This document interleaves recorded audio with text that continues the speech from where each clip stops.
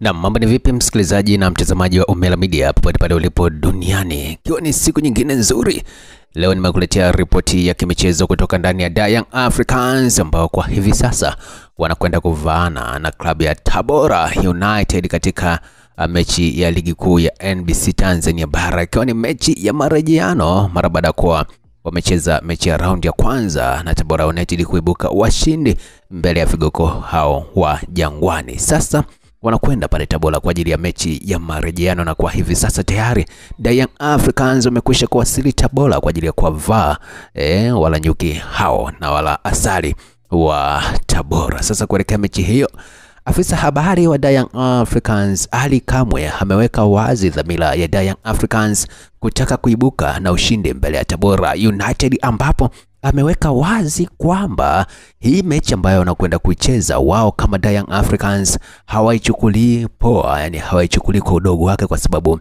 Tabora wamekuwa na mwendelezo mzuri sana katika mechi za ligi kuu, licha ya kuwa wamefungwa mechi ya mwisho ambao walicheza dhidi ya Kagera Sugar yenyewe ambayo ilikuwa ni kwenye mashindano ya CRDB Football Federation Cup kwa maana ya FA. Kwa hiyo manake ni kwamba itakuwa ni ngumu pia kwa Tabora kuweza kukubali kupoteza mara mbili kwenye uwanja wao wa nyumbani wa Ali Hassan Mwinyi, lakini kama Yanga na wao pia itakuwa ni ngumu kwao kuweza kupoteza mara mbili mbele ya Tabora vile vile. Kwa hiyo Ali kama anasema kwamba mashabiki wote wa Tabora hali kadhalika nje ya Tabora wanatakiwa kuweza kufika kwenye dimba la Ali Hassan Mwinyi kwa ajili ya kwenda kushuhudia kipute ambacho kitakuwa ni cha kukata na shoka.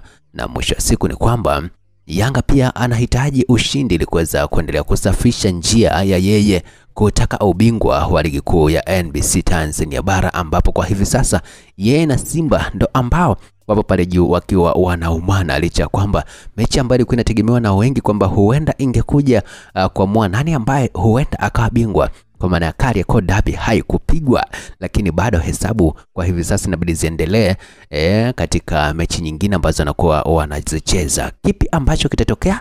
Basi mimi nikwambie tu kwamba nipo hapa kwa ajili ya kukuletea ripoti ya kila hatua, kila jambo ambalo linakwenda kutokea pale Tabora. Wewe unasemaje?